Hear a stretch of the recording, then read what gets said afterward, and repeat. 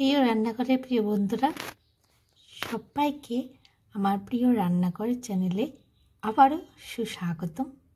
সবাই কেমন আছেন? নিশ্চয়ই ভালো আছেন, আমিও ভালো আছি। তো চলুন আজকে কি রান্না করলাম সেখানে নিয়ে যাই। তো আপনারা অবশ্যই কিন্তু দেখতে থাকুন, পুরো ভিডিওটা অবশ্যই দেখবেন, কিন্তু তাহলে ভালো লাগবে। তো দেখে কি লাড্ডু লাড্ডু লাড্ডু, তাই না? তো লাড্ডু কি দিয়ে বানিয়েছি দেখতে হলে পুরো ভিডিওটা কিন্তু দেখতে হবে, নাহলে কিন্তু বুঝতে পারবেন না। তো দেখে কেমন লাগছে? লোভ হচ্ছে তো?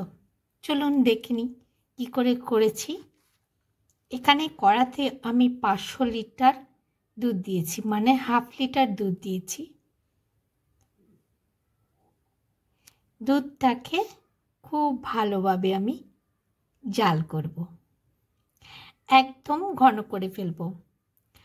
তো দুধটা জাল হতে হতে আমি চলুন এখানে আমি 500 গাজর নিয়েছি। এত সুন্দর রং, দেখে এত ভালো লাগছিল গাজরটা, কি আর বলবো। তো ছাড়িয়ে নিয়ে গাজরটাকে আমি দুপাশটা ছোট ছোট কেটে ফেলে দিয়েছি। মাঝের অংশটা আমি এবার এভাবে সবকটাই কেটে নিয়েছি। তো বন্ধুরা, আমি কিন্তু গাজরটা প্রথমে ধুয়ে নিয়েছি। আমি গাজরটা ছাড়ানোর পরে আর কিন্তু ধুইনি। এতে কি হয়, গাজরের মধ্যে আমরা যে ভিটামিনটা আছে সেই ভিটামিনটা কিন্তু আমি পুরোপুরি পেয়ে যাচ্ছি। তো এখানে দুধটাকে ভালোভাবে ফুটিয়ে নিচ্ছি। ফুটতে ফুটতে গাজরটাকে আমি দেখুন গ্রেট করে নিচ্ছি। তো গ্রেট করা হয়ে গেছে, এইভাবে পুরোপুরি করে নিয়েছি।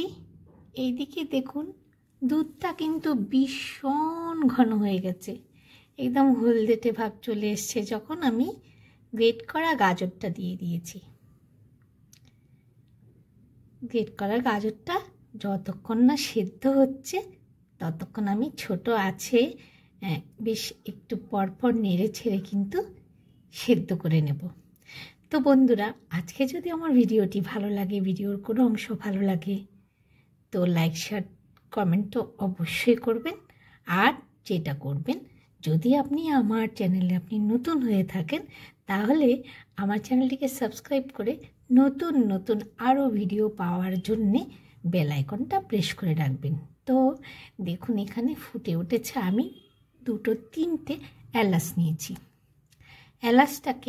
এলাচের উপরের অংশটা ফেলে দিয়ে দানাটা আমি গুঁড়ো করে নিয়েছি।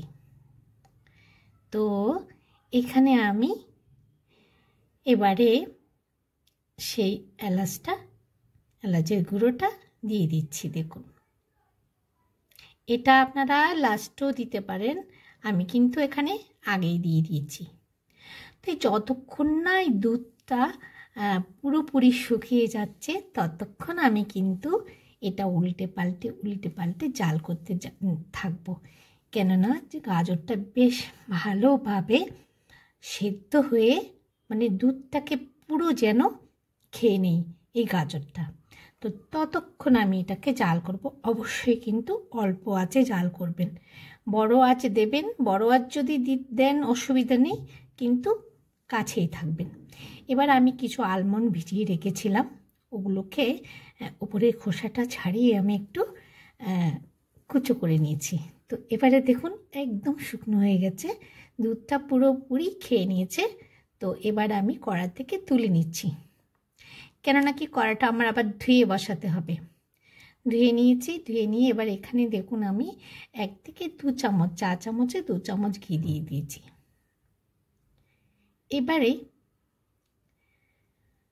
এবারে এখানে আমি কিছু সেই আলমন্ড কুচো করা দিয়ে দিয়েছি ঘিয়ের মধ্যে। এগুলো হালকা একটুখানি ভেজে নেব,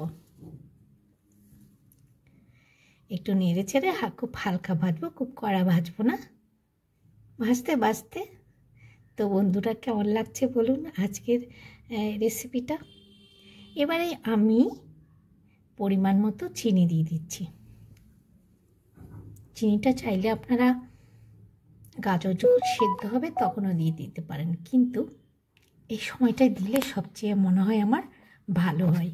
তাই জন্য আমি এখানে দিয়ে এটাকে চিনিটাকে পুরোপুরি ক্যারামেল হওয়ার জন্য রেখে দিচ্ছি। অল্প আঁচটা অল্প করে দিয়েছি, যেহেতু বেশি কড়া হয়ে যাবে তাই জন্যে আর একটু নেড়ে চেড়ে দিলাম। নেড়ে চেড়ে দিয়ে আঁচটা অল্প আঁচ করে দিয়ে কিছুক্ষণ যখন রাখবো তখন কিন্তু এটা দেখুন পুরো ক্যারামেল আমার হয়ে যাচ্ছে। তো বন্ধুরা, অ্যাকচুয়ালি রান্নাটা হচ্ছে একটা আর্ট, তাই তো? তা সবাই কি একমত আমার সাথে? আমরা যেভাবেই গুছিয়ে করব ঠিক সেভাবেই তার টেস্টটা কিন্তু অবশ্যই আসবে।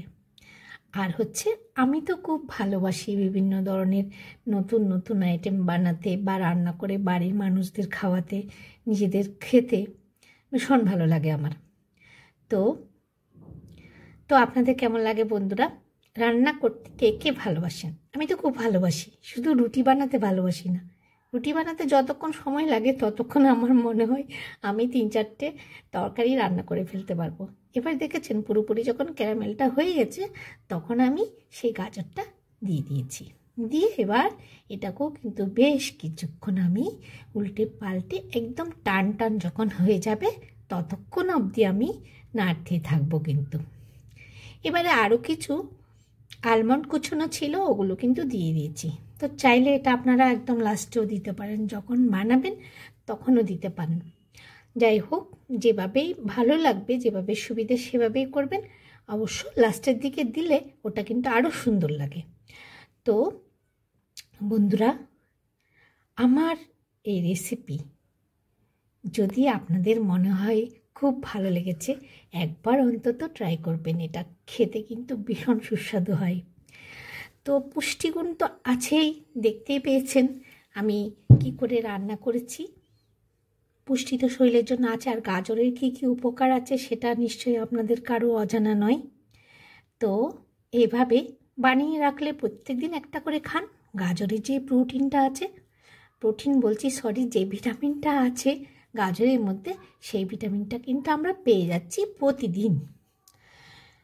তো এবারে প্রায় অনেকটা হয়ে গেছে, আরও কিছুক্ষণ আমি এভাবে উল্টে পাল্টে ভাজবো। তো বন্ধুরা,